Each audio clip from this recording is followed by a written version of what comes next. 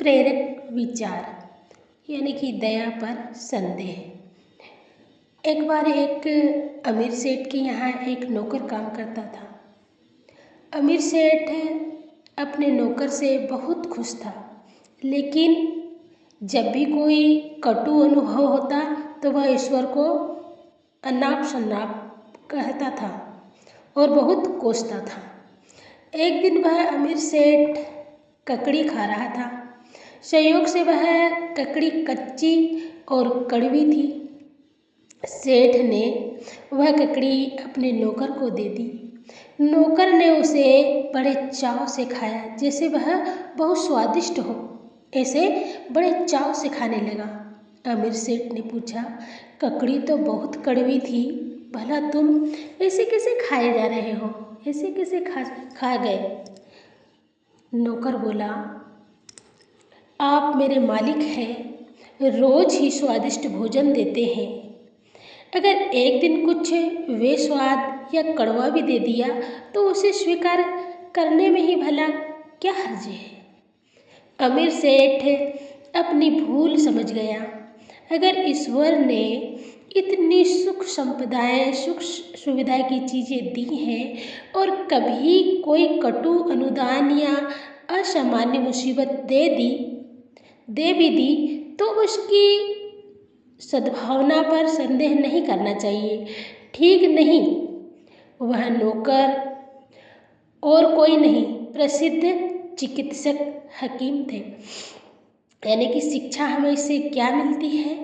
असल में यदि हम समझ सके तो जीवन में जो कुछ भी होता है सब परमात्मा की दया से ही होता है। परमात्मा जो करता है अच्छे के लिए ही करता है। सदैव प्रसन्न रहिए। जो प्राप्त है वही पर्याप्त है।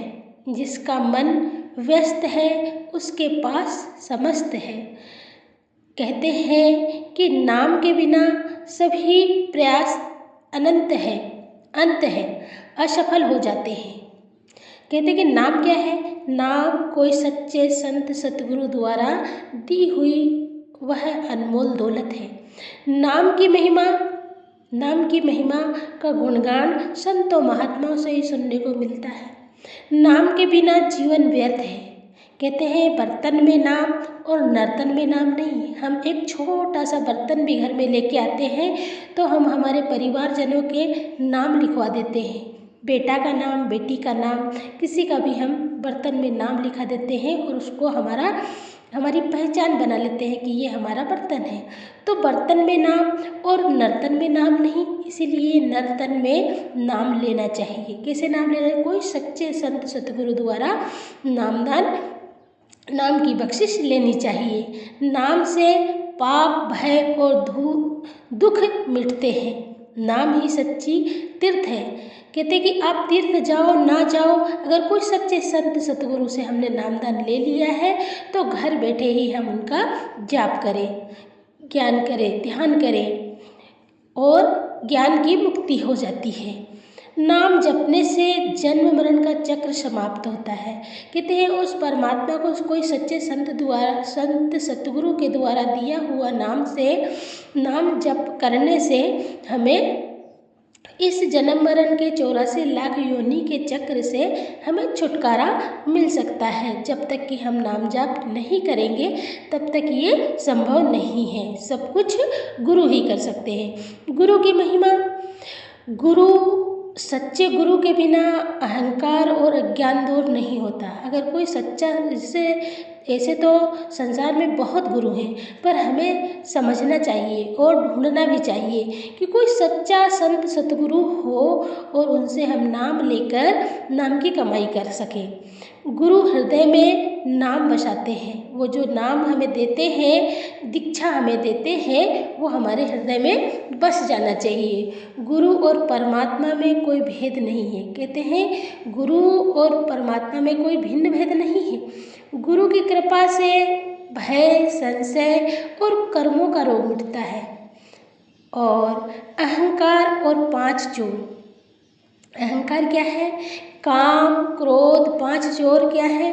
काम क्रोध लोभ मोह और अहंकार, मानव को नष्ट कर देते हैं। ये चीज़ें हमारे अंदर अगर रहती है, हमारे अंदर काम है, तो हमें ये 5 चोर हैं और ये हमें नष्ट कर देते हैं। काम क्रोध लोभ मोह और अहंकार। जैसे पशु अपनी कमजोरी से मरते हैं, वैसे ही मनुष्य वासनाओं से गिरता है। संत संगति और गुरु की शरण से ही यह रोग मिटता है। हमें हमेशा संत सतगुरुओं की संगति में रहना चाहिए। प्रभु सर्वव्यापक है। हम सुनते हैं ना कि परमात्मा तो कण कण में है, पत्ते पत्ते में है, तो ऐसे ही प्रभु सर्वव्यापक है। प्रभु जंगल, घर, योग, वेद, शास्त्र, संत और संपूर्ण सृष्टि में व्याप्त है। वह हर जगह उपस्थित है। उसकी निकटता का ज्ञान होने पर भय समाप्त हो जाता है। सत्संग की महिमा। संत संगति से में पाप नष्ट होते हैं। अगर हम सत्संग में जाते हैं तो हमारे पाप नष्ट होने लगते हैं, अहंकार मिटता है और प्रभु प्रेम जागता है। जन्म मरण का चक्र समाप्त होता है। प्रभु का हुक्म जिसे प्रभु बचाए, यानी प्रभु का हुक्म यही है कि जिसे प्रभु परमात्मा बचाना चाहे उसे कोई हानि नहीं पहुंचा सकता। सब कुछ प्रभु की इच्छा से होता है। उसकी रजा मानने से शांति मिलती है। हम रजा कैसे मानेंगे?